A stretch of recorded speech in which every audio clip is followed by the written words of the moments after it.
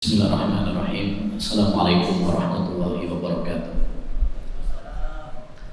Alhamdulillahirabbil alamin wa bihi nasta'in ala umurid dunya waddin. Wassalatu wassalamu ala asyrafil anbiya'i wal mursalin nabiyyina Muhammad wa ala alihi wa sahbihi ajma'in wa man ihtada bi hudah wattaba'a atharahu ila yaumiddin. Amma ba'd. Kaum muslimin wal muslimat, para jemaah yang semoga senantiasa dirahmati dan diberkahi oleh Allah Subhanahu wa taala. Alhamdulillah, kita senantiasa bersyukur, kita senantiasa memuji Allah Subhanahu wa taala. Karena Allah Subhanahu wa taala begitu sayang kepada kita. Begitu banyak memberikan nikmat kepada kita. Walau kita banyak melakukan dosa. Dan di antara nikmat Allah SWT yang sangat besar, tatkala Allah menggerakkan hati kita dan memudahkan langkah kita bisa berkumpul di salah satu rumah dari rumah-rumah Allah Subhanahu wa taala yang mulia ini dalam rangka untuk ngaji ilmu agama. Semoga pertemuan kita ini pertemuan yang diberkahi oleh Allah Subhanahu wa taala, yang menambahkan keimanan bagi kita, menjadi ilmu yang bermanfaat bagi kita dan memperkuat ukhuwah Islamiyah, persaudaraan Islam di antara kita. Ma'asyiral muslimin wal muslimat, para jemaah yang semoga senantiasa dirahmati dan diberkahi oleh Allah Subhanahu wa taala.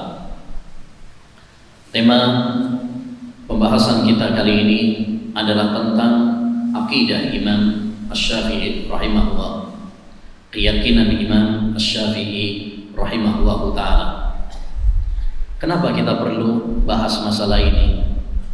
Karena ini adalah masalah yang sangat penting.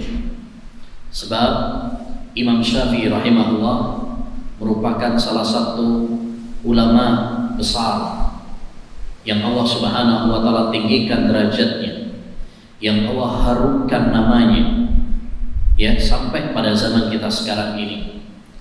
Lebih-lebih di negeri kita yang notabene yang penduduknya banyak yang mengaku menisbatkan diri mereka kepada madhab Syafi'i rahimahullah ta'ala. Maka perlu bagi kita untuk mengenal lebih dekat bagaimana Imam Syafi'i rahimahullah ta'ala, terutama dalam masalah akidah, karena ini pokok landasan dalam agama. Jangan sampai kita ngaku-ngaku bermadhab Syafi'i, menisbatkan diri kepada Imam Syafi'i, tapi nggak kenal bagaimana beragamanya Imam Syafi'i, apa landasan beliau dalam beragama, ya, cuma ngaku-ngaku saja. Kalau cuma sekedar ngaku-ngaku saja, semua orang juga bisa. Kullun yadda'i waslan bi Laila wa Laila la tuqirru lahum bidzaka. Banyak orang mengaku punya hubungan sama Laila, tapi Laila tidak mengakuinya. Betapa banyak orang yang mengaku mengikut Imam Syafi'i, menisbatkan dirinya kepada Imam Syafi'i, tapi ternyata jauh dari ajaran Imam Syafi'i. Ya, Imam Syafi'i ke timur, dia ke barat. Oleh karenanya sangat penting bagi kita untuk mengenal bagaimana akidah Imam Syafi'i, karena masalah akidah adalah masalah yang sangat penting. Dia adalah kunci utama untuk meraih surga. Dia adalah landasan yang paling utama agar kita selamat dari neraka. Akidah adalah penentu nasib kita, apakah kita akan di surga ataukah kita akan di neraka. Imam Syafi'i rahimahullah termasuk ulama-ulama ya, yang berpegang teguh dengan Quran, berpegang teguh dengan sunnah Nabi SAW, termasuk ulama rabbani yang bagus akidahnya. Oleh karenanya sangat penting bagi kita untuk mengenal bagaimana akidah Imam Syafi'i. Sebelum kita masuk kepada akidah Imam Syafi'i, terlebih dahulu saya akan menyampaikan secara singkat landasan-landasan pokok akidah Imam Syafi'i. Ya, karena masalah ini adalah masalah yang sangat penting, yaitu sumber beragamanya Imam Syafi'i, landasannya Imam Syafi'i dalam beragama, dalam berakidah. Itulah kenapa Rasulullah SAW dalam setiap khutbahnya sering mengulang-ulang tentang sumber beragama, tentang landasan dalam beragama. Dalam khutbahnya beliau mengatakan, fa inna khairal hadisi kitabullah wa khairal hadyi hadi Muhammadin sallallahu alaihi wasallam. Sebaik-baik ucapan adalah firman Allah Al-Qur'an, dan sebaik-baik petunjuk adalah petunjuk Rasulullah sallallahu alaihi wasallam. Diulang-ulang terus oleh Nabi setiap khutbahnya, menunjukkan kepada kita betapa pentingnya masalah ini. Yang pertama di antara landasan pokok Imam Syafi'i dalam berakidah adalah sumber akidah adalah Al-Quran dan hadis. Kata Imam Syafi'i rahimahullah dalam kitabnya Al-Um, kita kalau ingin tahu bagaimana akidahnya Imam Syafi'i, bagaimana beragamanya Imam Syafi'i, baca kitab-kitabnya. Ya, sangat lucu kalau kita mengaku bermadzhab Syafi'i tapi nggak ngerti tentang kitab-kitabnya Imam Syafi'i, nggak pernah baca kitab-kitabnya Imam Syafi'i. Ya, bagaimana kita akan mengenal Imam Syafi'i kalau kita sendiri tidak mau membaca, ya, tidak mau dekat dengan Imam Syafi'i. Imam Syafi'i mengatakan dalam kitabnya Al-Um, faqad ja'alallahu al-haqqa fi kitabih summa fi sunnati rasulih sallallahu alaihi wasallam. Allah menjadikan kebenaran itu ada di dalam Al-Quran dan ada di dalam sunnah Rasulnya. Kalau kita ingin mengikuti kebenaran, kalau kita ingin meniti jalan yang lurus, jalan yang benar, caranya ikuti Quran, ikuti hadis. Itulah siratal mustaqim, jalan yang lurus. Itulah kebenaran. Ya, adapun apabila kita berpaling dari Al-Quran, berpaling dari sunnah Nabi SAW, maka kita akan tersesat. Kata Nabi SAW, taraktukum ala bayda naqiyah layluha kanahariha la yazigu anha illa hari.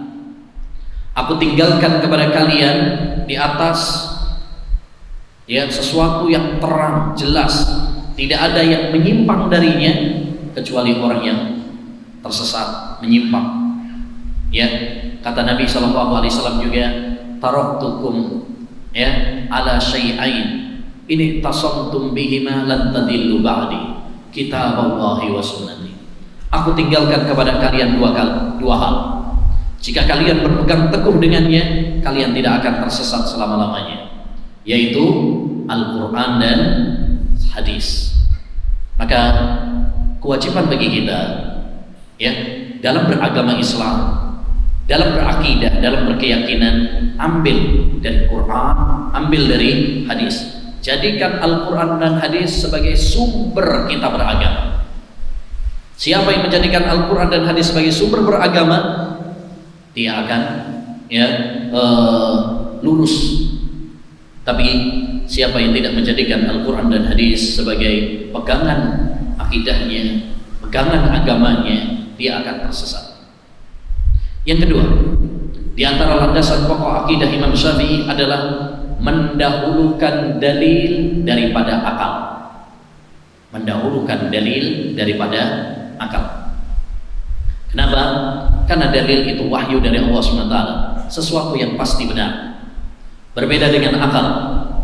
Ya, akal manusia berbeda-beda dan akal manusia terbatas.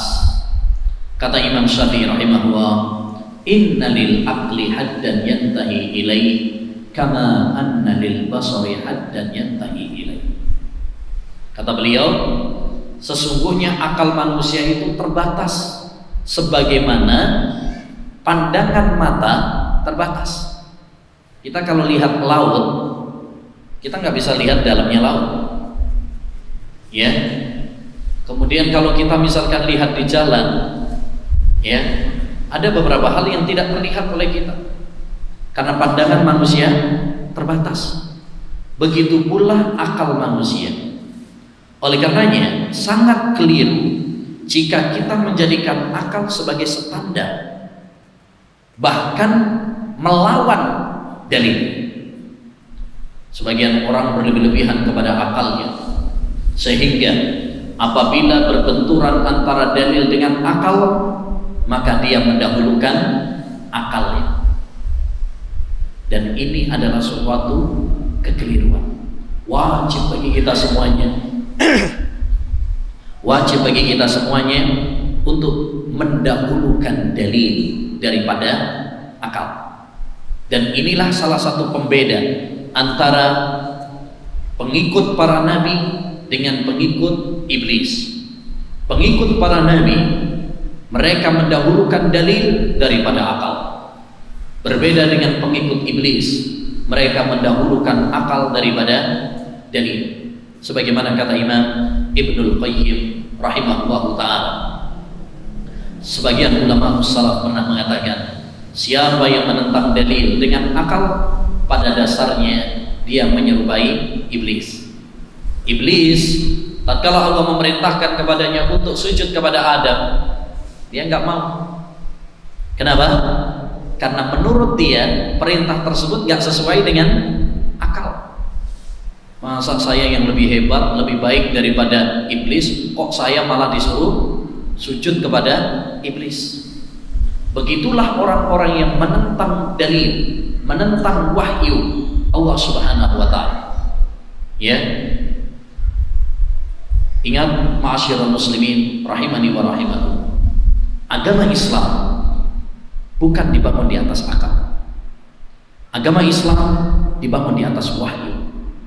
Ada beberapa hal dalam masalah agama ini di mana akal kita belum nyambung, terutama masalah-masalah gaib, masalah siksa kubur, masalah kiamat, masalah surga, neraka. Akal kita belum nyambung, ya, karena akal manusia terbatas, ilmu kita terbatas. Ya, ini saja sekarang dikasih oleh Allah SWT virus corona, udah pada bingung orang. Ya, belum ditemukan ya obat penawarnya, penangkisnya. Itu baru satu saja, menunjukkan bahwa akal manusia terbatas. Bagaimana dengan masalah-masalah yang lain? Benar kata Ali bin Abi Thalib, "Lau kana ad-dinu bir-ra'yi, lakana asfalal khuffi aula bil mashi min a'la." Andaikan agama itu berdasarkan dengan akal, maka bagian bawah sepatu itu lebih utama diusap daripada bagian atasnya. Tapi ternyata saya melihat Rasulullah mengusap bagian atasnya. Kenapa yang lebih utama adalah bawah? Karena itu yang kotor. Tapi ternyata yang diusap oleh Rasulullah bagian atasnya, menunjukkan bahwa agama ini tidak berdasarkan dengan akal. Andaikan agama ini berdasarkan dengan akal, kalau seandainya ada orang wudu kemudian batal, mestinya yang diusap adalah pantatnya. Itu yang bikin batal. Tapi agama bukan berdasarkan dengan akal. Ya, banyak masalah-masalah yang akal kita belum mencernanya. Kenapa sholat maghrib 3 rakaat? Kenapa sholat isya 4 rakaat? Kenapa tawaf 7 keliling? Ya, kenapa ini dan kenapa itu? Akal kita belum nyampe. Apalagi masalah-masalah akhirat. Ya, maka sangat salah jika kita mengingkari masalah-masalah yang sudah jelas dalilnya dalam Al-Quran dan hadis hanya berdasarkan dengan akal. Ya, banyak orang-orang Mu'tazilah dan kelompok-kelompok yang lain mengingkari masalah-masalah akidah dikarenakan mereka berlebihan dengan akal. Islam memuliakan akal, bukan merendahkan. Ya, dalam menyikapi akal ini orang terbagi menjadi 3. Yang pertama, orang yang merendahkan akal. Ya, sebagian orang nggak menggunakan akalnya. Sudah dikasih oleh Allah akal, malah nyembah binatang misalnya. Nah ini berarti nggak pakai akalnya. Itu orang bodoh paling bodoh. Yaitu kalau Allah kasih akal kepadanya, tapi ternyata dia malah menyembah kepada hewan. Yang kedua adalah orang yang berlebih-lebihan kepada akal. Sehingga apabila bertentangan antara wahyu dengan akal, yang dia dahulukan adalah akal. Ya, ini juga salah. Yang benar bagaimana? Yang benar adalah sikap pertengahan.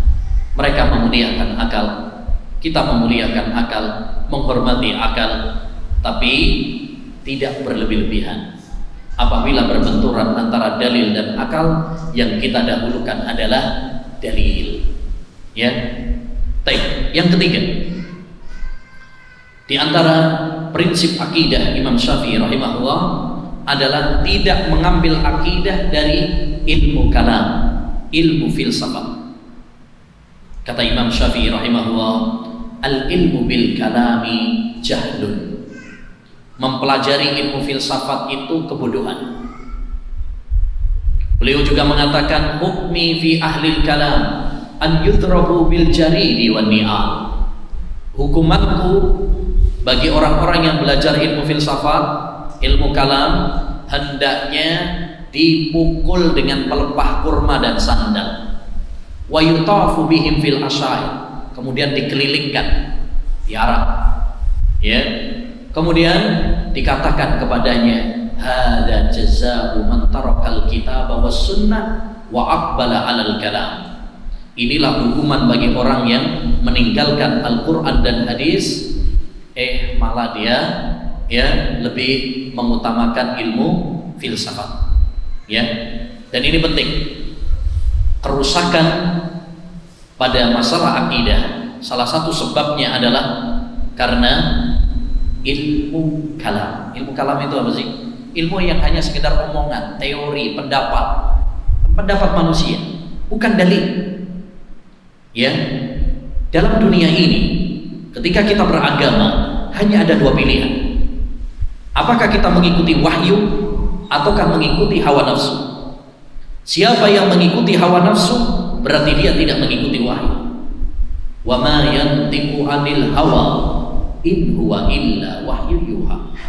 Tidaklah Rasulullah berbicara berdasarkan hawa nafsu, tetapi beliau berbicara berdasarkan wahyu. Jadi ada hawa nafsu dan ada wahyu.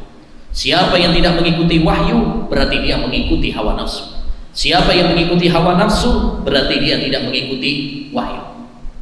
Ya, Islam tidak butuh kepada filsafat. Salah kalau ada istilah filsafat Islam. Filsafat tidak dikenal dalam Islam. Filsafat itu dari Yunani. Kerusakan akidah, penyebab utamanya adalah filsafat. Sekarang banyak orang merubah-rubah agama, bahkan masalah-masalah yang sudah final dalam agama. Baru-baru ini beberapa waktu yang lalu ada yang bikin tesis tentang bolehnya zina misalkan. Itu karena filsafat. Orang sebelum dia belajar filsafat, akidahnya masih lurus. Allah Subhanahu wa taala, dia meyakini Allah Subhanahu wa taala di atas arsy. Tapi kalau sudah belajar filsafat, malah mengatakan Allah di mana-mana. Ya. Dikarenakan apa? Dikarenakan filsafat. Ya. Salah satu kelompok di Indonesia ini ada yang disebut dengan liberal. Banyak mengklaim membela Islam tetapi dengan filsafat. Sehingga bukan malah membela Islam, bukan malah memperindah Islam, tetapi justru malah menghancurkan Islam. Sebagian ulama pernah mengatakan, siapa yang membela Islam dengan filsafat, maka perumpamaannya seperti orang yang mencuci bajunya dengan air kencing. Artinya apa? Bukan tambah bersih, tapi tambah kotor. Ya, kalau kita ingin membela agama Islam, bela dengan ilmu, bela dengan dalil, Quran, hadis. bukan dengan ilmu filsafat. Baik. Yang keempat, di antara pondasi akidah Imam Syafi'i rahimahullah taala, tidak mencukupkan dengan Al-Quran saja tanpa hadis. Tidak mencukupkan dengan Al-Quran saja tanpa hadis. Artinya kita dalam beragama itu, sandaran kita, pedoman kita Al-Quran dan hadis. Salah kalau cuma Quran saja, nggak pakai hadis. Ya, sebagian kelompok menolak hadis sebagai sumber beragama. Nah, kita Quran saja. Kalau hadis kami nggak menerimanya. Ada kelompok seperti itu, kelompok ingkar sunnah, ya, atau kalau di India namanya Quraniyun, kelompok Quraniyun. Nah, India itu banyak melahirkan kelompok-kelompok aneh-aneh, nyeleneh, ya, termasuk agama di sana nyeleneh-nyeleneh, Pak. Ada yang nyembah sapi, ada yang nyembah monyet, ada yang nyembah ular, tikus, naudzubillah, ya. Baik. Salah satu pemikiran kelompok ini adalah mereka mencukupkan dengan Quran saja, nggak mau menerima hadis. Dan ini jauh-jauh hari sudah diingatkan oleh Nabi akan muncul kelompok seperti ini. Demikian juga Imam Syafi'i banyak membantah dalam kitab-kitabnya, ya, orang-orang yang punya pemikiran seperti ini.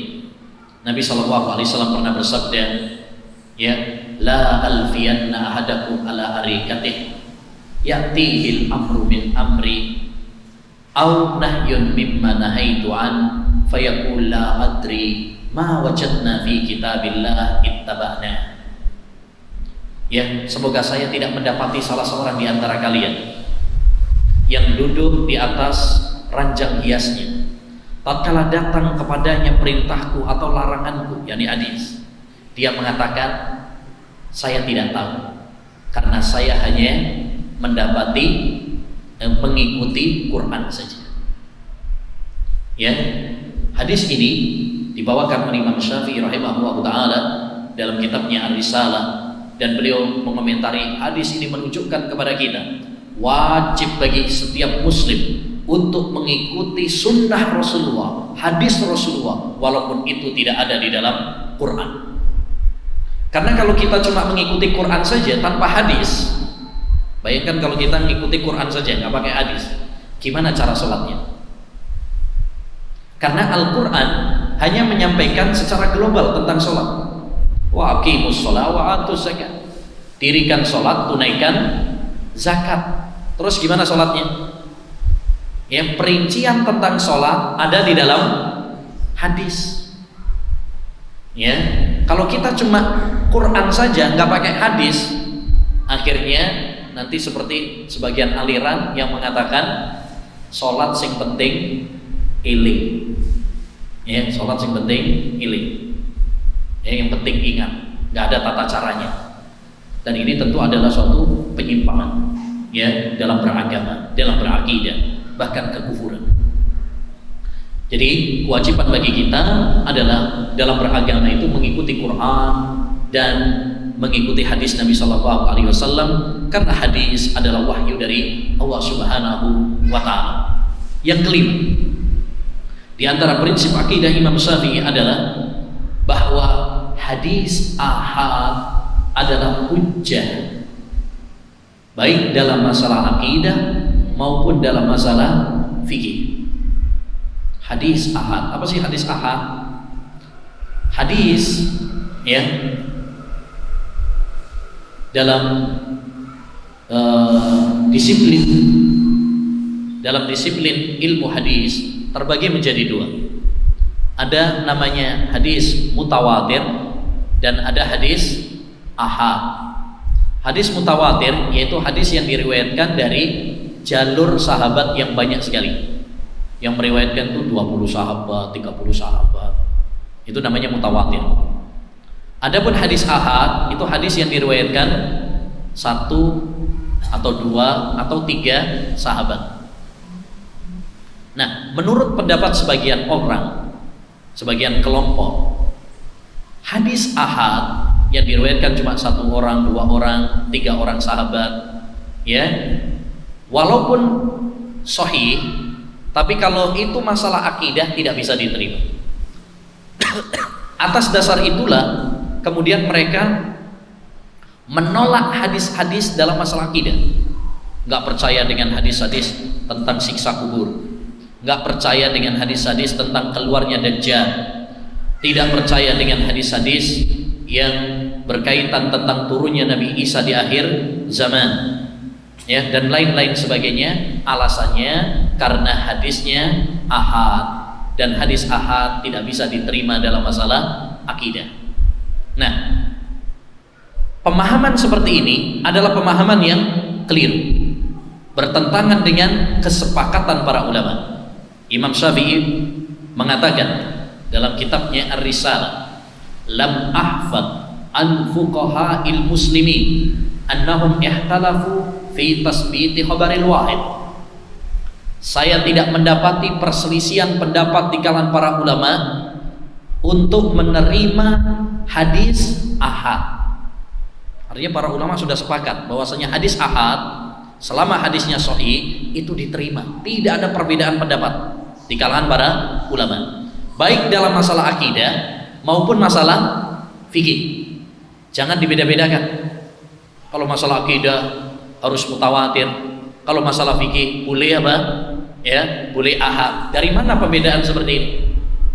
Ya, ini pembedaan yang tidak ada dalilnya. Ini filsafat yang merusak akidah, merusak agama.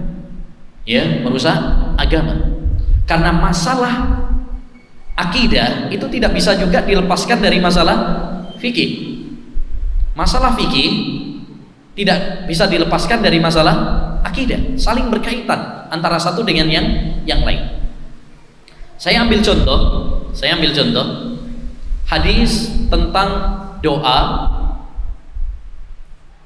setelah tasyahud, ya, Allahumma inni a'udzubika min adzabil qabr wa adzabi jahannam wa a'udzubika min fitnatil mahya wal mamat wa min fitnatil masihid dajjal. Ya Allah, aku berlindung kepadamu dari azab kubur, dari neraka jahanam, dari fitnah kehidupan dan kematian, dan dari fitnah dajjal. Hadis ini ahad. Satu sisi masalah fikih, satu sisi masalah akidah. Masalah fikih karena dia doa sholat. Satu sisi yang lain mengandung masalah akidah, karena di dalamnya terdapat siksa kubur, terdapat juga dajjal. Ya, kita berlindung dari fitnah kubur dan berlindung dari dajjal, yang otomatis kita meyakininya. Kalau kita mengikuti teori yang membedakan, kalau masalah akidah harus mutawatir, kalau masalah fikih ya boleh dengan hadis ahad, akhirnya kebingungan. Karena satu sisi harus diterima, satu sisi harus ditolak. Ya, makanya orang-orang yang mengikuti pendapat atau teori seperti itu kebingungan ketika menghadapi hadis ini. Sehingga karena kebingungan mereka mengatakan hadis ini boleh diterima tapi jangan diyakini. Ya, hadis ini boleh diterima, diamalkan. Ya, boleh dibaca, dipakai doa, tapi jangan diyakini. Gimana coba? Kita berdoa, ya Allah, aku berlindung kepadamu dari siksa kubur, tapi nggak percaya dengan adanya siksa kubur, kan aneh. Ya Allah, aku berlindung kepadamu dari fitnah dajjal, tapi nggak percaya dengan adanya dajjal. Mumet. Ya, itu akibat dari apa? Filsafat. Jadi kita tidak membeda-bedakan. Selama hadis itu sahih, ya, selama hadisnya sahih, baik itu mutawatir maupun ahad, ya, maka diterima. Baik dalam masalah akidah maupun dalam masalah fikih, tidak ada perselisihan pendapat di kalangan para ulama dalam masalah ini, sebagaimana dikatakan oleh Imam Asy-Syafi'i rahimahullah. Yang keenam, di antara prinsip akidah Imam Syafi'i rahimahullah adalah tidak mungkin Al-Quran bertentangan dengan hadis. Nggak mungkin Al-Quran bertentangan dengan hadis. Beliau pernah mengatakan dalam kitabnya Jima'ul Ilm, wala takunu as-sunnatu abadan tukhaliful Quran. Tidak mungkin Al-Quran itu menyelisihi hadis selama-lamanya. Ya, tidak mungkin Al-Quran bertentangan dengan hadis selama-lamanya, nggak mungkin. Kenapa? Karena Al-Quran itu dari Allah Subhanahu wa Ta'ala, hadis juga wahyu dari Allah Subhanahu wa Ta'ala, sama-sama dari Allah. Kalau sama-sama wahyu dari Allah Subhanahu wa Ta'ala, tidak mungkin kemudian saling bertentangan antara satu dengan yang lain. Allah berfirman dalam surat An-Nisa ayat 82, ya, afala yatadabbaruna al-Qur'an walau kana min indi ghairillah lawajadu fihi ikhtilafan katsira. Kenapa mereka tidak merenungi Al-Qur'an? Andaikan Al-Qur'an itu bukan dari Allah Subhanahu wa Ta'ala, niscaya mereka akan mendapati perselisihan yang banyak. Jadi kalau kita mendapati perselisihan, itu dikarenakan kita kurang tadabbur, kurang menghayati Quran, kurang menghayati hadis, kurang ilmu. Ya, sehingga kalau kita mendapati kok sekilas bertentangan, jangan salahkan Qurannya, jangan salahkan hadisnya, tapi salahkan akal kita, ilmu kita yang masih kurang. Ya, begitu sikap seorang mukmin. Karena Al-Quran nggak mungkin salah, hadis nggak mungkin salah, nggak mungkin juga bertentangan. Ini penting karena kadang-kadang kita dapati ada sebagian ya ustadz atau sebagian dai muballigh ya, ketika membawakan hadis yang sahih walaupun dalam Bukhari dan Muslim, kemudian dia berkomentar hadis ini nggak bisa diterima walaupun dalam Bukhari Muslim. Kenapa? Karena bertentangan dengan Al-Quran. Ya, kalau kita mendapati ucapan seperti itu, maka pastikan bahwasanya ucapan tersebut keliru. Karena tidak mungkin hadis yang sahih bertentangan dengan Quran. Tidak mungkin hadis yang sahih bertentangan dengan Al-Quran. Baik. Kemudian yang ketujuh, di antara prinsip akidah Imam Syafi'i adalah apabila hadis bertentangan dengan pendapat orang. Ya, Imam Syafi'i rahimahullahu taala, beliau sering menegaskan kepada kita semuanya, mengingatkan kepada kita semuanya, kalau ada hadis ya bertentangan dengan pendapat orang, ambillah hadis Nabi, dahulukan hadis Nabi, pilih hadis Nabi, tinggalkan pendapat orang siapapun dia, termasuk pendapatnya Imam Syafi'i sendiri. Beliau mengatakan, ya, idza wajadtum fi kitabi qaulan yukhalifu sunnata Rasulillah sallallahu alaihi wasallam fakhudhu bi sunnati Rasulillah sallallahu alaihi wasallam wadribu qauli al-hahid.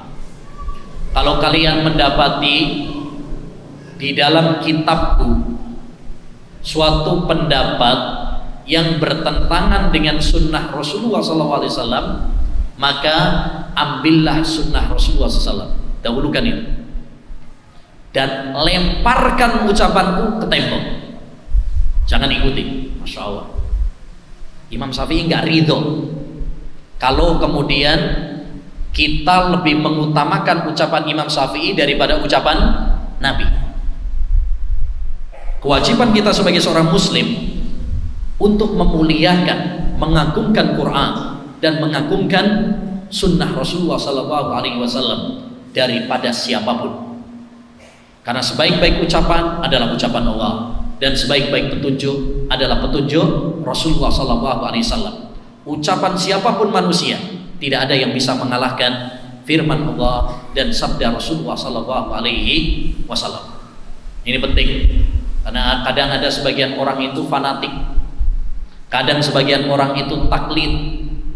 Ya, ketika dia mendengar ayat, ketika dia mendengar hadis, tapi bertentangan dengan pendapat ustadznya, kiainya, ya, tokohnya, maka ya dia lebih mengutamakan pendapat ustadznya, kiainya, tokohnya daripada pendapat daripada Al-Quran dan hadis. Maka bukan seperti itu sikap seorang mukmin. Sikap seorang mukmin yang sejati, dia mendahulukan Quran, dia mendahulukan hadis Nabi SAW daripada ucapan siapapun. Berapa?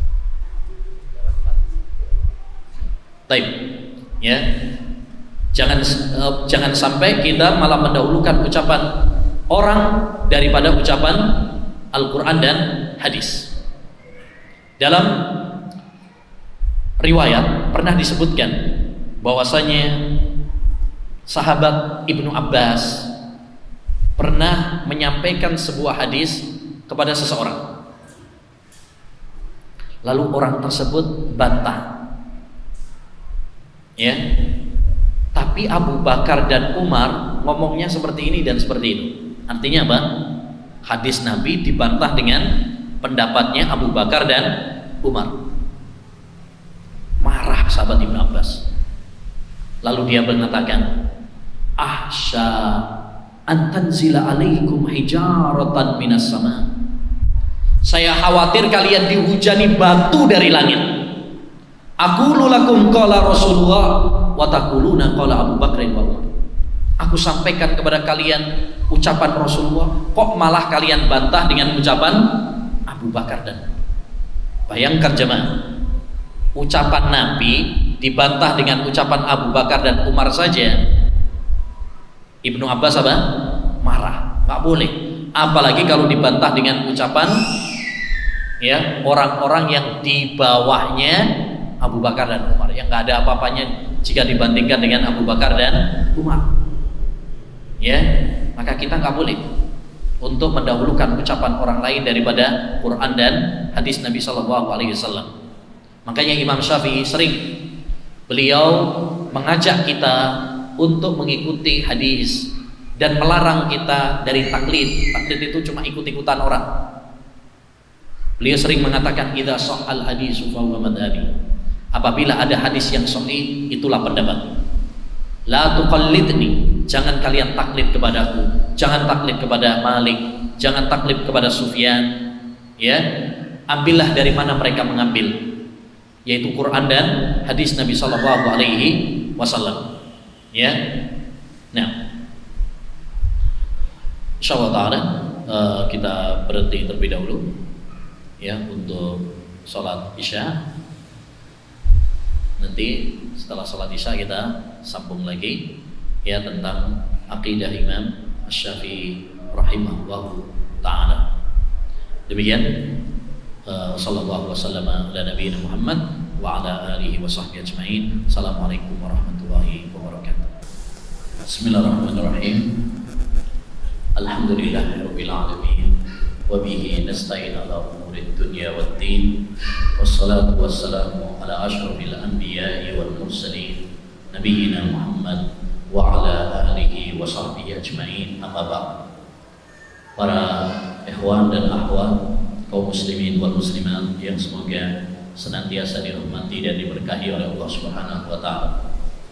Setelah kita mengetahui landasan-landasan akidah, dasar-dasar akidah yang dijelaskan oleh Imam Asy-Syafi'i rahimahullah ta'ala, maka selanjutnya kita akan melihat bagaimana akidah Imam Syafi'i. Sejujurnya membahas tentang akidah Imam Syafi'i butuh waktu yang agak panjang, daurah berapa hari, sedangkan waktu kita tinggal dikit. Maka setidaknya kita akan mencari menyampaikan garis besar atau pokok-pokok akidah Al-Imam Asy-Syafi'i rahimahullah ta'ala. Yang pertama adalah Imam Syafi'i mengagungkan tauhid dan memberantas syirik kepada Allah Subhanahu wa taala. Berdasarkan penelitian terhadap dalil-dalil Al-Qur'an dan hadis, para ulama membagi tauhid menjadi 3. Tauhid rububiyah, yaitu mengesahkan Allah Subhanahu wa taala dalam perbuatan-perbuatan Allah. Kita meyakini tidak ada yang menciptakan kecuali hanya Allah. Tidak ada yang memberi rezeki kecuali hanya Allah. Itu namanya tauhid rububiyah. Yang kedua adalah tauhid uluhiyah, yaitu mengesahkan Allah Subhanahu wa taala dalam perbuatan-perbuatan hamba kepada Allah. Kalau tadi perbuatan-perbuatan Allah ya, tapi kalau uluhiyah itu perbuatan-perbuatan hamba kepada Allah, di mana hamba tidak berdoa kecuali hanya kepada Allah, hamba tidak menyembelih kecuali hanya kepada Allah Subhanahu wa ta'ala, dan seterusnya. Yang ketiga adalah tauhidul asma was sifat, menetapkan nama dan sifat-sifat Allah tanpa menyerupakannya dengan makhluk.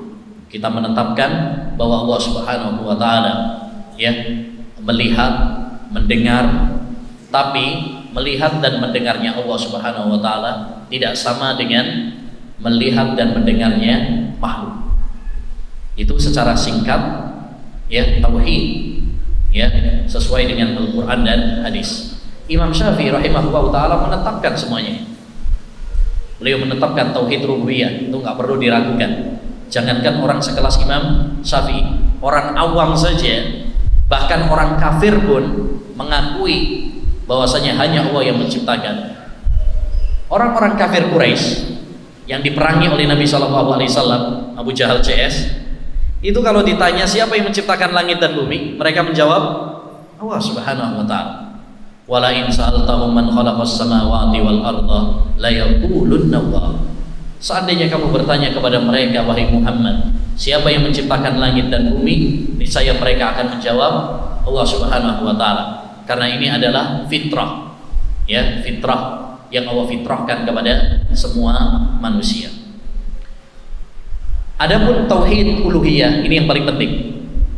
Ya, ini ajang pertempuran antara Nabi dengan umatnya, itu masalah tauhid ibadah, tauhid uluhiyah. Karenanya lah Allah menciptakan surga dan neraka. Karenanya lah Allah Subhanahu wa ta'ala mengutus Nabi dan Rasulnya. Karenanya lah Allah Subhanahu wa ta'ala menurunkan kitab-kitabnya. Ya, pertentangan antara Nabi dan umatnya dalam masalah tauhid uluhiyah. Makanya Imam Syafi'i pun menaruh perhatian besar ya dalam masalah tauhid uluhiyah ini, membendung segala sarana yang dapat menodai tauhid. Di antaranya adalah ya pengkultusan kepada kuburan, berlebih-lebihan kepada kuburan. Ini dilarang oleh Imam Syafi'i karena ini bisa menjerumuskan kepada kesyirikan. Ya.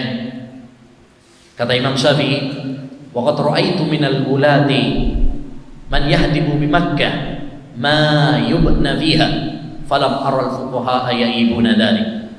Saya melihat ya tokoh-tokoh, pemimpin-pemimpin di Mekah, mereka menghancurkan kubah-kubah di atas kuburan. Kubah-kubah di atas bangunan-bangunan di atas kuburan. Ya, dan saya tidak mendapati para ulama mengingkari hal itu. Kenapa? Karena memang dilarang oleh Nabi SAW kubah-kubah yang dibangun di atas kuburan. Ya, karena itu menjadikan orang berlebih-lebihan, mengkultuskan kepada kuburan, ngalap berkah kepada kuburan, minta-minta kepada kuburan, seperti yang dilakukan oleh sebagian masyarakat. Ya, mereka lebih meramaikan kuburan daripada meramaikan masjid. Minta rizki ke kuburan, ya minta anak ke kuburan, minta jodoh, ya minta biar menang dalam pemilihan, ya ke kuburan juga. Ya. Nah, ngalap berkah, musab-musab, menciumi nisannya kuburan, ini dilarang ya dalam agama. Imam Syafi'i dulu ketika mendapat kabar berita bahwasanya orang-orang ngalap berkah dengan pecinya Imam Malik, gurunya Imam Syafi'i, beliau melarang, mengingkari hal itu. Sekarang banyak orang ngalap berkah ya, kadang dengan sisa airnya kiai, ya kadang ngalap berkah dengan ya keris, ya kadang ngalap berkah, ada juga ngalap berkah dengan rokoknya kiai. Ada yang paling parah lagi, ngalap berkah dengan kotorannya hewan. Ya kan, ada kan? Nah itu kalau pas bulan Syuro biasanya. Nah, di mana? Jawa Tengah ya ada. Nah, sampai seperti itu. Itu ngalap berkah, tapi ya, ngalap berkah yang keliru. Keberkahan itu hanya dari Allah. Al barakatu minallah, kata Nabi. Keberkahan itu dari Allah. Kalau kita ingin mencari keberkahan, maka dengan cara-cara yang diajarkan oleh syariat. Demikian juga dalam tauhid asma wa sifat. Imam Syafi'i menetapkan seperti yang ditetapkan oleh para ulama Ahlussunnah wal Jamaah. Ya, di antaranya Imam Syafi'i menetapkan bahwa Allah Subhanahu wa taala itu di atas langit, dan bahwasanya Allah Subhanahu wa taala turun ke langit dunia pada sepertiga malam terakhir. Ya, kata Imam Syafi'i rahimahullahu taala, wa anna Allah taala ya istawa ala arsihi fi samai yaqrubu min khalqihi kaifa syaa wa yanzilu ila samai dunya kaifa syaa. Saya beriman bahwasanya Allah SWT tinggi di atas langitnya dan dekat dengan hambanya, dan bahwasanya Allah Subhanahu wa taala ya turun ke langit dunia, yaitu pada sepertiga malam terakhir. Karena Imam Syafi'i menetapkan apa yang ditetapkan oleh Allah dan hadis tanpa menyerupakannya dengan makhluk. Sebagaimana Allah berfirman dalam surat Asy-Syura ayat 11, laisa kamitslihi syai'un wa huwas samiul basir. Tidak ada sesuatu pun yang serupa dengan Allah. Enggak ada yang sama dengan Allah. Dan Dia Maha mendengar lagi Maha melihat. Ya. Allah tahu hamba juga mendengar dan melihat, tapi Allah tetapkan, dan Allah Maha mendengar lagi Maha melihat, menunjukkan bahwa Allah mendengar dan melihat, tapi mendengar dan melihatnya Allah tidak sama dengan makhluknya. Ya, dan itulah yang ditetapkan oleh Imam Syafi'i rahimahullahu taala. Makanya aneh kalau misalkan ada orang ngaku bermadzhab Syafi'i tapi malah berkeyakinan Allah di mana-mana. Itu bukan akidahnya Imam Syafi'i. Imam Syafi'i menetapkan Allah di atas langit seperti yang difirmankan oleh Allah Subhanahu wa taala, Ar-Rahmanu 'alal 'arsy istawa. Ya, Ar-Rahman itu tinggi di atas langitnya. Bahkan ketika Nabi sallallahu alaihi wasallam dalam hadis riwayat Muslim, Bukhari, dalam Juz'ul Qiraah, Imam Syafi'i, Imam Ahmad dan ulama-ulama ahli hadis yang lain, ya, hadisnya sahih tanpa ada perselisihan di kalangan para ulama ahlul hadis, kecuali orang-orang ahlul bid'ah, mereka melemahkan hadis ini. Ya, Nabi SAW pernah bertanya kepada seorang budak wanita, aina Allah, di mana Allah SWT? Qalat fis sama. Jawab wanita itu, Allah di atas langit. Lalu kata Nabi, a'tiqha fa innaha mu'minah. Merdekakan wanita ini karena dia adalah wanita yang beriman. Hadis ini memberikan kepada kita dua faedah. Faedah yang pertama, bolehnya pertanyaan di mana Allah. Boleh. Sebagian orang mengatakan jangan nanya-nanya kayak gitu, itu bid'ah. Gimana bid'ah? Orang Rasulullah mengerjakan, Rasulullah yang nanya kok dibilang bid'ah. Bid'ah itu kalau nggak ada tuntunannya dari Nabi, jangan dibolak-balik. Yang bid'ah dibilang sunnah, yang sunnah dibilang bid'ah. Yang kedua, bahwa jawaban di mana Allah yang benar adalah Allah di atas langit. Ya, buktinya Nabi menyetujui jawaban itu. Mengatakan apa? Merdekakan wanita itu karena dia adalah wanita yang beriman. Andaikan keliru, pasti akan diingkari oleh Nabi Muhammad SAW. Dan akidah ini ma'asyiral muslimin sesuai dengan fitrah manusia. Ya, tatkala kita berdoa mengangkat tangan ke langit, itu menunjukkan bahwa kita meyakini Allah itu di atas. Orang awam juga, orang masyarakat biasa sering mengatakan apa? Kita serahkan kepada yang di atas. Maksudnya saya Pak, Allah SWT. Saya belum pernah dengar ada orang bilang kita serahkan kepada yang di mana-mana. Ya, menunjukkan bahwasanya masyarakat kita, ya, orang awam saja mereka meyakini Allah itu di atas arsy. Maka aneh kalau kemudian ya orang yang ditokohkan malah kemudian mengatakan Allah di mana-mana. Ini gara-gara apa? Filsafat. Ya, malah rusak akidah. Nah, demikian juga Imam Syafi'i menetapkan Allah itu turun ke langit dunia pada sepertiga malam terakhir. Karena memang hadisnya sahih dalam Bukhari Muslim, bahkan mutawatir. Yanzilu Rabbuna tabaraka wa ta'ala ila sama'id dunya. Allah turun ke langit dunia, Rabb kita turun. Ya, tegas Nabi mengatakan, jangan dirubah-rubah. Sebagian orang mengatakan Oh, itu bukan Allah yang turun, maksudnya adalah malaikatnya yang turun. Oh, Nabi yang bilang kok. Ya, apakah kita lebih fasih daripada Nabi SAW? Lagian kalau kita artikan malaikat yang turun, bukan Nabi Muhammad SAW, apakah cocok dengan teks selanjutnya? Fayaqul may yad'uni fa astajiba lahu. Siapa yang berdoa kepadaku, saya akan kabulkan. Mungkinkah malaikat mengatakan seperti itu? Siapa yang minta ampun kepadaku, saya akan ampuni. Gak mungkin malaikat berani ngomong seperti itu. Itu pasti siapa? Allah Subhanahu wa ta'ala. Karena tidak ada yang mengampuni dosa, tidak ada yang mengabulkan doa, ya, kecuali hanya Allah Subhanahu wa ta'ala.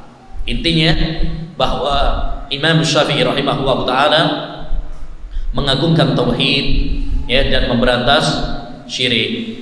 Baik. Yang selanjutnya, ma'asyiral muslimin rahimani wa rahimakumullah, di antara hal penting yang diimani oleh Imam Syafi'i rahimahullah ta'ala adalah masalah-masalah akhirat, masalah-masalah gaib, yang itu tentu saja di luar dari jangkauan akal.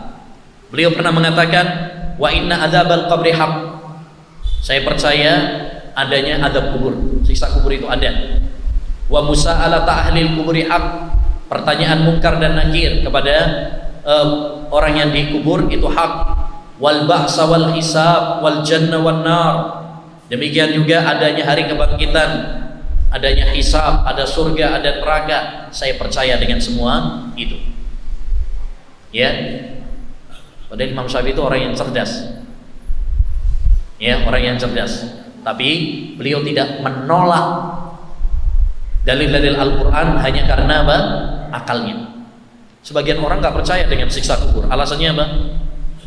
Ya, saya bongkar ya kuburan, ternyata apa? Nggak nemu mungkar nakir. Ini berarti apa? Menolak hanya karena akal. Nggak bisa disamakan masalah dunia, ya, dengan alam barzah. Kita sekarang di alam dunia. Alam kubur itu alam barzah. Bagaimana kemudian disamakan? Alam barzah itu alam apa? Antara dunia dengan akhirat. Alamnya sudah berbeda, jangan disamakan.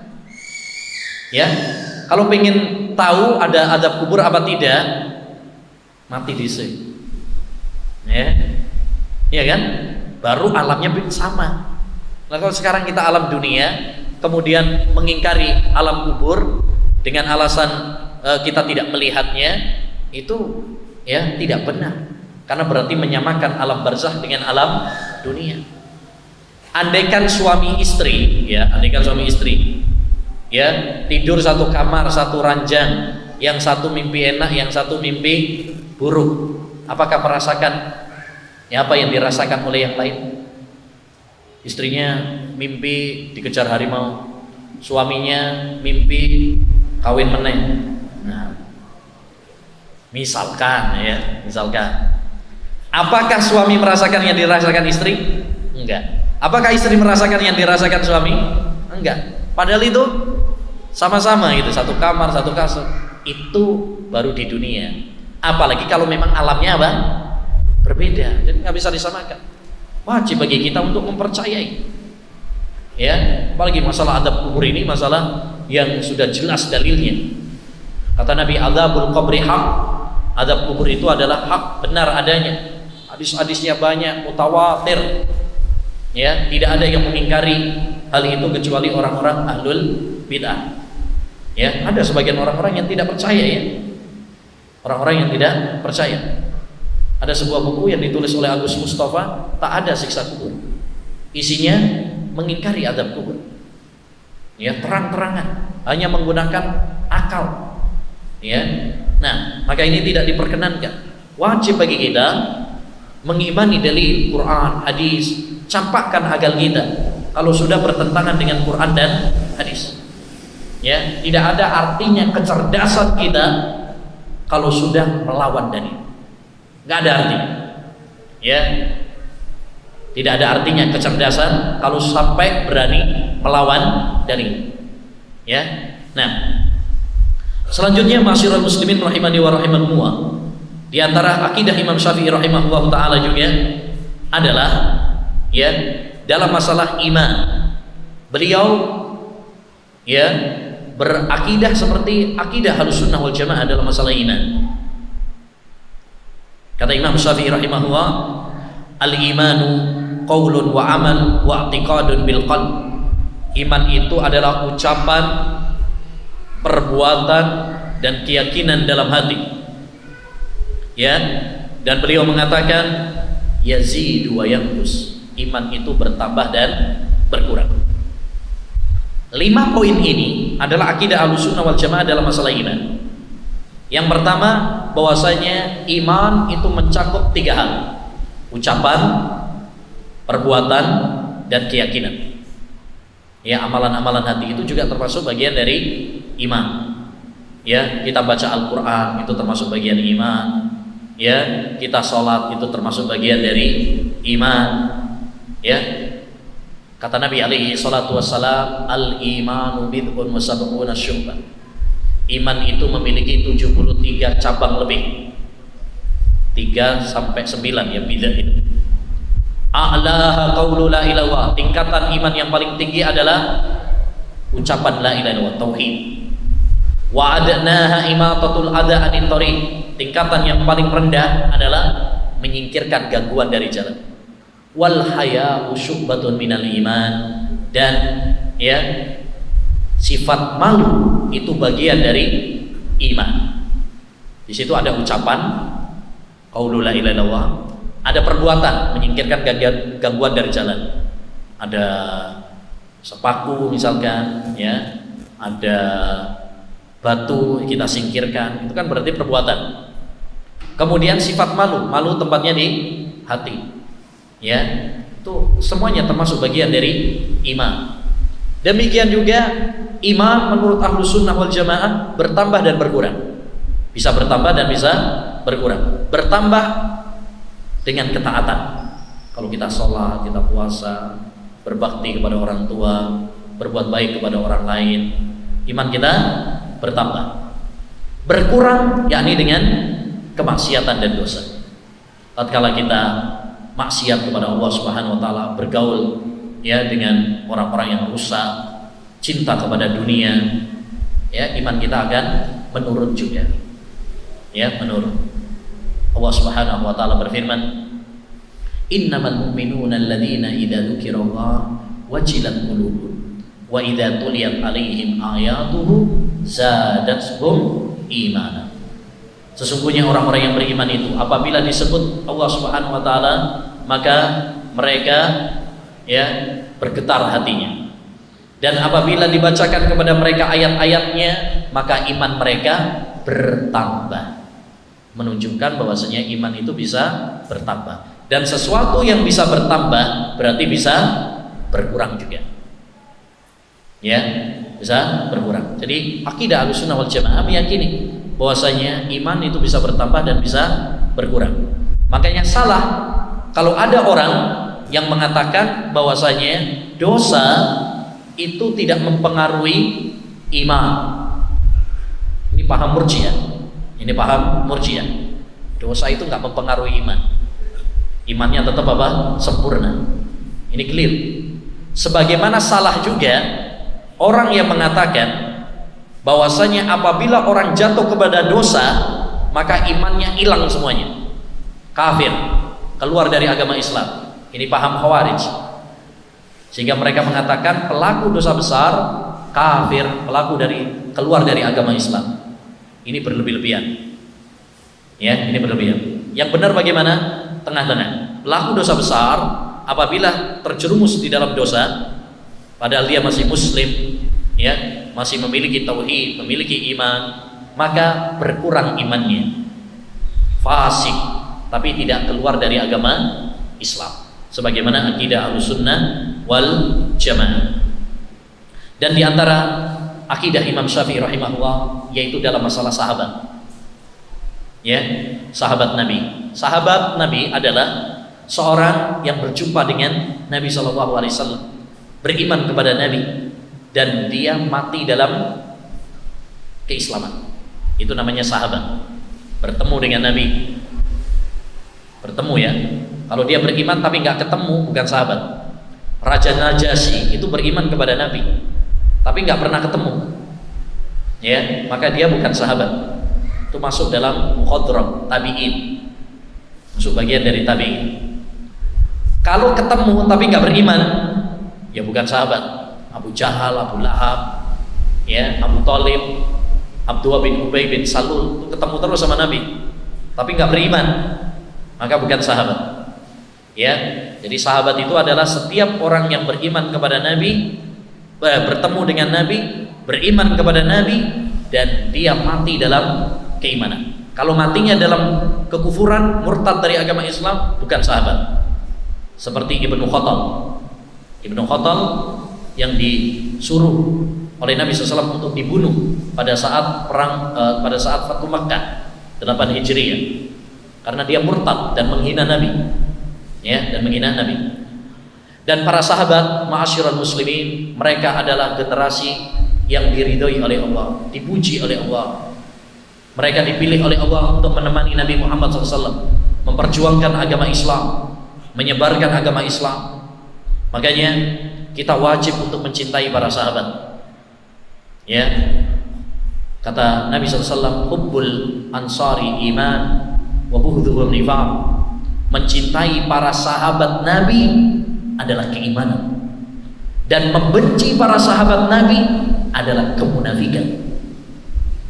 Ya, siapa yang membenci para sahabat Nabi, memusuhi para sahabat Nabi, maka mereka adalah orang-orang munafik.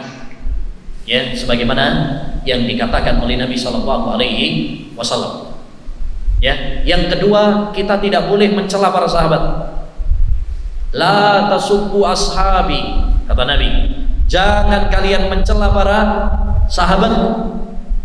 Tak boleh kita mencela para sahabat Nabi, apalagi orang-orang yang sudah dijamin masuk surga, seperti Abu Bakar, Umar, Utsman, Ali. Ya, orang-orang yang dijamin masuk surga. Ya, kata Nabi, man sabba ashabi fa alaihi la'natullah wal malaika wan nasi ajmain. Siapa yang mencela para sahabatku, maka dia akan dilaknat oleh Allah, dilaknat oleh para malaikat, dan dilaknat oleh semua manusia. Ya, oleh semua manusia. Maka suatu kelancangan kalau seorang kemudian mencela para sahabat, melaknat para sahabat, mengkafirkan para sahabat Nabi sallallahu alaihi wasallam. Ya, ini dosa besar. Dosa besar. Ya, bagaimana mungkin kita yang datang belakangan, yang banyak berbuat dosa, malah kemudian mencela orang-orang yang dipuji oleh Allah, diridhoi oleh Allah, dijamin oleh Allah dengan masuk surga. Ini adalah kejahilan, ya. Ya, ini adalah suatu penyimpangan dan kesesatan. Ya.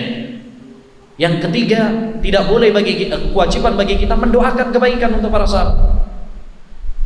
Setiap kali disebut nama para sahabat, kita doakan radhiyallahu anhu, semoga Allah meridhoinya. Ya,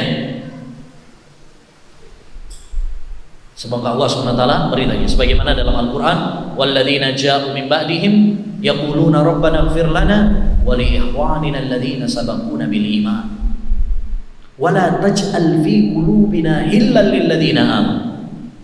Dan orang-orang yang datang setelah mereka, yaitu setelah Muhajirin dan Ansar, mereka mengatakan, ya Allah, ampuni kami dan orang-orang yang mendahului kami dalam keimanan.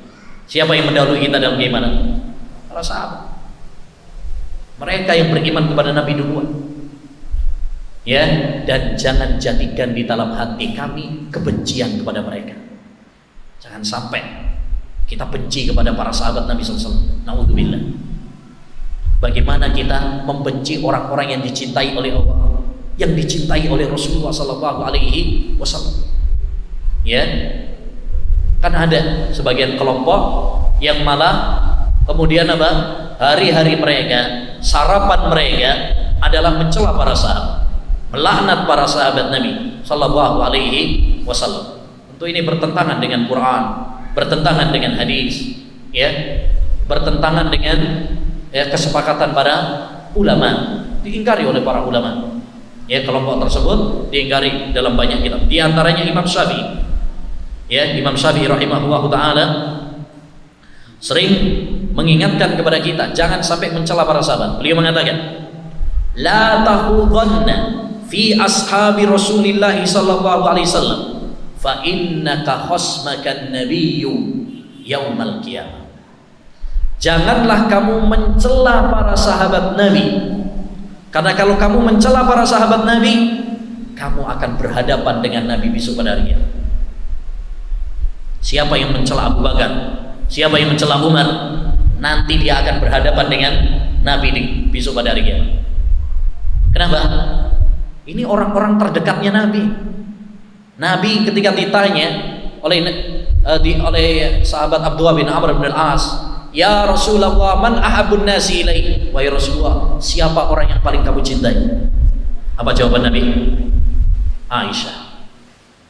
Qala wa minar rijal. Kalau laki-laki siapa wahai Rasulullah? Abuha. Bapaknya yaitu siapa? Abu Bakar. Ini orang paling dicintai oleh Nabi.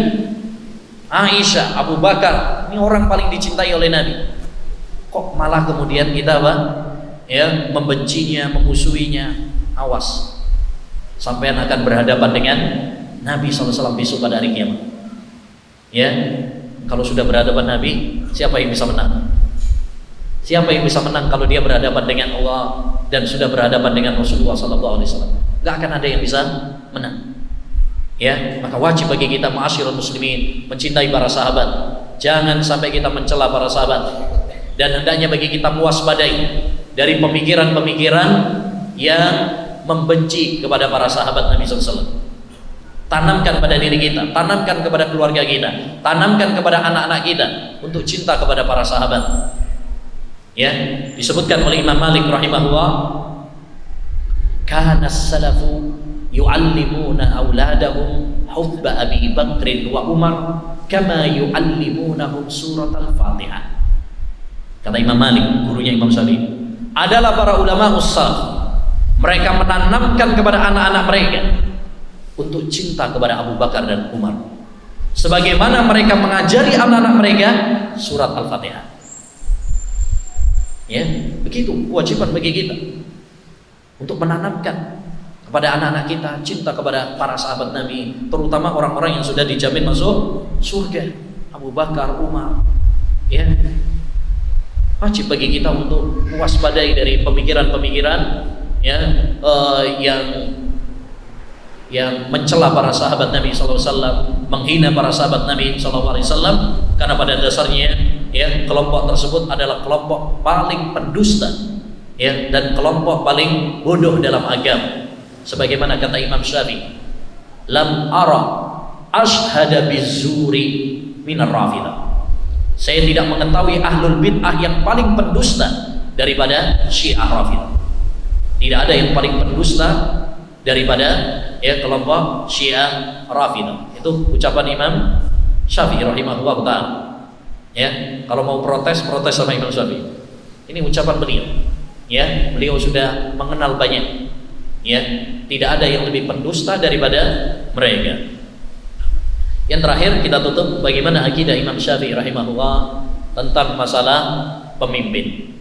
Ya, dan ini juga sering disebutkan oleh para ulama dalam kitab-kitab akidah ya. Bagaimana akidah Ahlussunnah wal Jamaah terhadap para pemimpin. Karena akidah terhadap para pemimpin ini berkaitan dengan keamanan. Ya, kita tahu bahwasanya kita diciptakan oleh Allah untuk ibadah. Dan kita tidak akan bisa beribadah dengan tenang kalau negaranya nggak aman. Nah, salah satu cara agar negara kita aman ya adalah dengan taat kepada para pemimpin. Disitulah Allah dan Rasulnya sering menganjurkan kepada kita untuk taat kepada para pemimpin. Ya, tidak ya kudeta, menggulingkan, memberontak para pemimpin, mencela para pemimpin, karena itu akan menimbulkan kerusakan. Ya, dan ini juga yang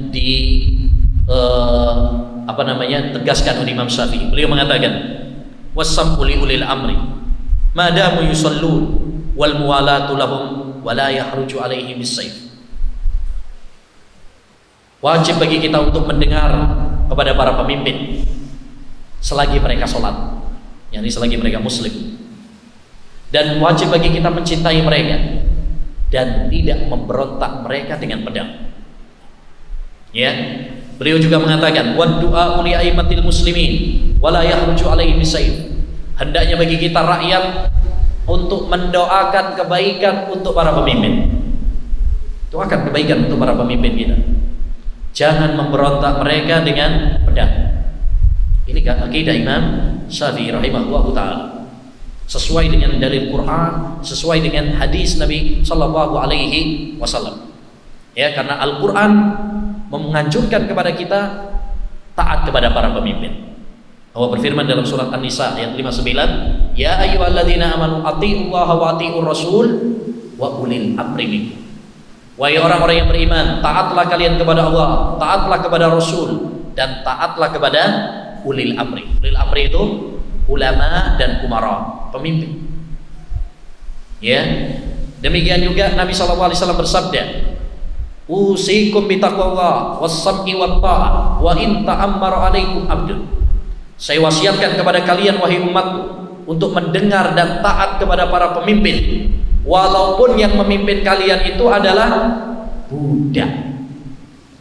Budak itu Bang, kalau dalam undang-undang syariat Islam nggak boleh jadi pemimpin, nggak memenuhi syarat. Jadi syarat pemimpin itu ada syarat-syaratnya. Salah satunya harus merdeka, nggak boleh budak. Tapi kalau seandainya ada seorang pemimpin terangkat menjadi pemimpin, walaupun dia nggak memenuhi syarat, nggak memenuhi kriteria, Rasulullah menganjurkan kepada kita untuk tetap taat. Kenapa? Karena kalau memberontak malah menimbulkan kerusakan yang lebih besar. Jadi tetap kita mendengar dan taat kepada para pemimpin walaupun nggak memenuhi syarat. Karena kalau kita memberontak justru malah menimbulkan kerusakan yang lebih besar. Banyak nyawa yang hilang, banyak darah yang tertumpah, bangunan-bangunan hancur, nggak menyelesaikan masalah. Kewajiban bagi kita untuk sabar, berdoa kepada Allah Subhanahu wa taala, karena pemimpin itu adalah ya gambaran dari rakyat, kualitas rakyat. Kama takunu yuwalla alaikum. Bagaimana kualitas kalian wahai rakyat, itulah kualitas pemimpin kalian. Allah akan memberi kita pemimpin sesuai dengan kualitas kita. Al jazaa'u min jinsil amal. Karena balasan itu tergantung kepada amal perbuatan. Ya. Maka hendaknya bagi kita untuk mendengar, taat selama bukan maksiat. Kalau maksiat nggak boleh ditaati. Ya, tidak memberontak, mendoakan kebaikan, sabar. Ya, itu prinsip-prinsip Ahlus Sunnah wal Jamaah terhadap para pemimpin. Karena ngurusi orang itu nggak gampang. Kadang kita ini gampang banget, wah ini gak beres ini, presidennya gak beres, wah ini gak beres ini, gubernurnya gak beres. Kalau komentar gitu gampang, tapi belum tentu kalau sampean yang jadi bisa juga, karena ngurusi orang itu berat. Imam Syafi'i pernah mengatakan, siyasatun nas asyaddu min siyasatid dawab. Ngurusi orang itu lebih berat ketimbang ngurusi binatang. Kalau ngurusi bebek tinggal diginikan manut semuanya. Kambing tarik satu, yang lain ya ngikut. Tapi kalau orang susah diatur. Kasih keputusan ini, yang ini demo. Masih yang begini, yang ini protes. Ya, nggak ada selesai-selesainya. Ngurusin orang itu lebih susah. Kita aja, jangankan ngurusi orang banyak, ngurusi anak sama istri aja belum tentu beres kok. Ya, padahal cuma berapa gelintir orang tuh, belum tentu beres, apalagi ngurusi orang yang banyak. Ya, baik. Ya, habis tadi sudah disampaikan sampai jam 8. Ya, seperti tadi kita sampaikan ya, bahwa membahas tentang akidah Imam Syafi'i sebenarnya apa? Panjang. Ini butuh waktu yang lama. Mudah-mudahan bisa dilanjutkan oleh ustadz-ustadz yang lain yang di sini ya, membahas akidah Imam Syafi'i lebih detail karena ini penting ya, masalah akidah, apalagi Imam Syafi'i, imam yang terkenal di negeri kita. Ya, mudah-mudahan sedikit gambaran ini memberikan semangat bagi kita untuk lebih mengenal lebih lanjut bagaimana akidah Imam Syafi'i rahimahullah.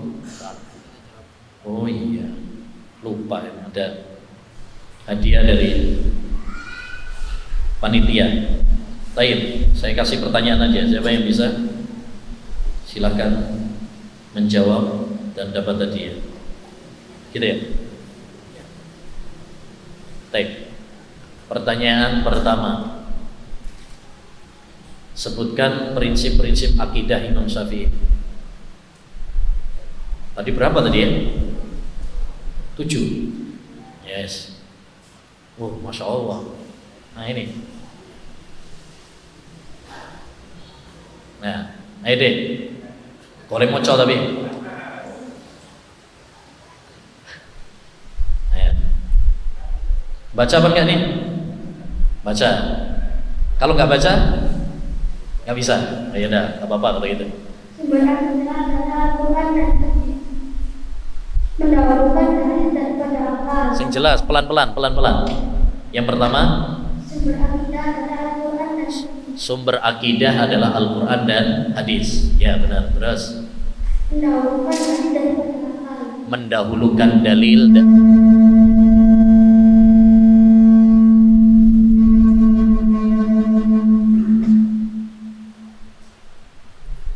ya, mendahulukan dalil daripada akal. Ya betul.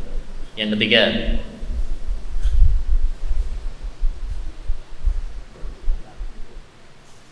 tidak mendahulukan Al-Quran saja dengan hadis.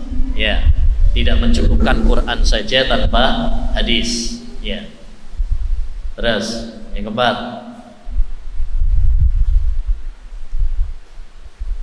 wes entek catatannya. Tidak mungkin Al-Quran bertentangan dengan hadis. Ya, tidak mungkin Al-Quran bertentangan dengan hadis Nabi Shallallahu Alaihi Wasallam karena dua-duanya adalah wahyu. Masih ada lagi? Atau bila bertentangan dengan komentar orang, maka ambillah hadis Nabi dan tinggalkan komentar orang. Tak jelas mic-nya. Apabila hadis bertentangan dengan komentar orang, maka ambillah hadis dengan hadis Nabi dan tinggalkan komentar orang. Ya. Ya, kalau bertentangan antara dalil dengan pendapat orang, dahulukan dalil. Ya, sudah. Nah, kasih tadi ya. Fadhol. Silakan.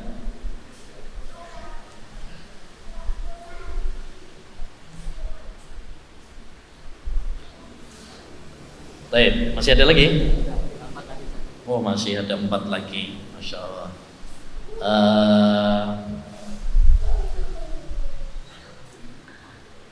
Pertanyaannya,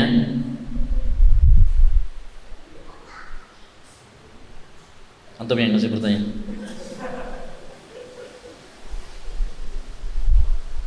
Ya.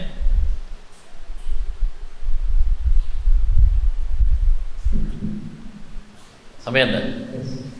Ya. Ya, sampai ngasih pertanyaan. Ada beberapa tauhid yang tadi disebutkan oleh Ustaz. Oh, Ada banyak tauhid. Gampang ini. Dan ada berapa macam-macam tauhid? Sebutkan dan jelaskan. Apa itu tauhid rububiyah?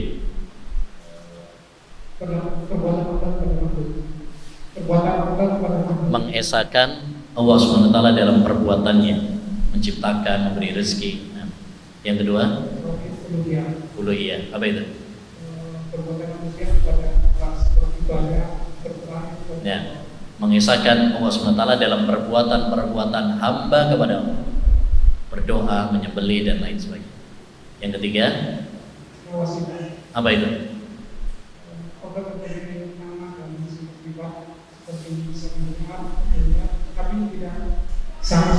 Nah, menetapkan nama dan sifat-sifat Allah SWT tanpa menyerupakannya dengan makhluk. Masya Allah. Barakallahu fiik. Baik, yang ketiga, sebutkan sikap ahlus sunnah atau prinsip-prinsip ahlus sunnah kepada para sahabat Nabi Sallallahu Alaihi Wasallam. Bagaimana sikap-sikap ahlus sunnah wal jamaah, prinsip-prinsip ahlus sunnah wal jamaah ya terhadap para sahabat Nabi Sallallahu Alaihi Wasallam. Ya. Siapa? Monggo, Pak. Nah.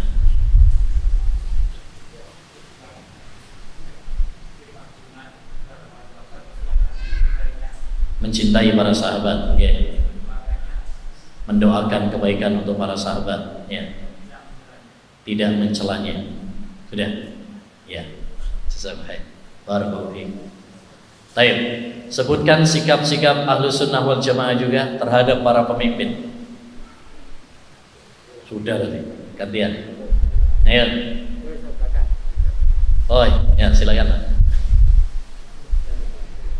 Yang kenceng, Pak.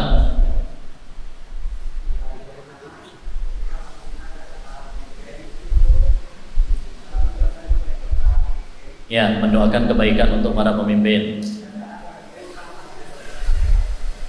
Taat pada pemimpin selama tidak berbuat maksiat. Ya, betul. Terus. Kemudian mendoakan kebaikan para pemimpin. Ya. Dan tidak memberontak para pemimpin. Dan tidak dibeta dan tidak mencela para pemimpin. Masya Allah. Ya. Terima kasih. Sabar terhadap kezaliman para pemimpin, tidak memberontak kepada para pemimpin. Masya Allah. Ada lagi Mas Ian? Satu lagi.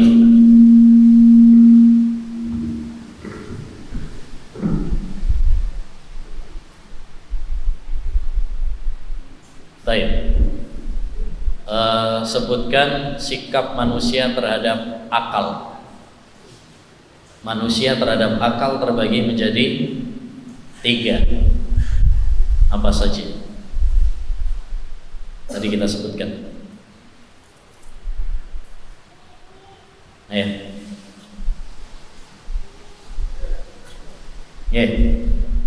Yang pertama apa? Mengutamakan akal, berlebih-lebihan kepada akal, ya, sampai mendahulukan akal daripada dalil. Ini orang-orang Mu'tazilah, ya, nggak boleh. Yang kedua, Mu'tazilah, ya.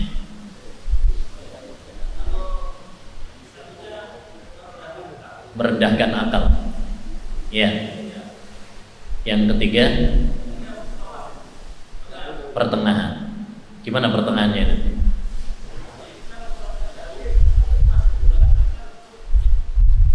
Ya, menghormati akal, memuliakan akal, tapi tidak berlebih-lebihan. Itulah Ahlus Sunnah wal Jamaah. Mereka menghormati akal, memuliakan akal, tapi tidak berlebih-lebihan. Akal itu untuk memahami, bukan menghakimi dalil. Baik. Udah ya, tadi? Demikian.